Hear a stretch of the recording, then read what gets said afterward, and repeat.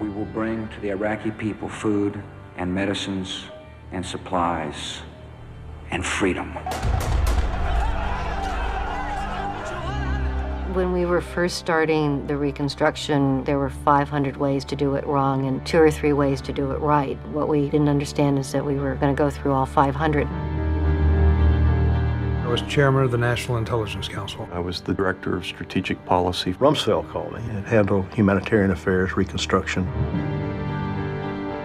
I had been to Iraq 8 times. I knew what the facts on the ground were. I had no personnel. We had no phones for a while. I don't think we can do this. The president had already made a different decision. There are volumes on how we should do this. And almost none of this was integrated into the Pentagon's thinking. We watched our careful planning essentially discarded. There wasn't enough time, but maybe for the next war. The Americans were not acting as the police. They didn't know the streets of Baghdad. They didn't speak the language. It was a free-for-all.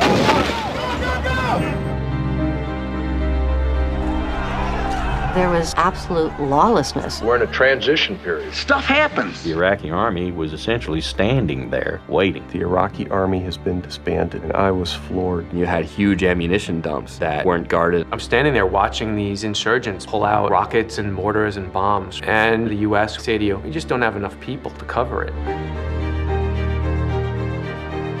We never had a single armored Humvee while we were in Iraq. Why don't we have those resources? You go to war with the army you have. We don't have enough troops. They'll be back there for their 5th, 6th, and 7th tours of duty. Last contract I ever signed with the government. We produced the first national estimate on the state of the insurgency. The president called it guesswork. The president hadn't read it. Life could be lousy, life could be okay, life could be better. If democracy cannot provide for the Iraqi people, people will say, to hell with democracy, we need strong men. There are nights when I don't sleep very well.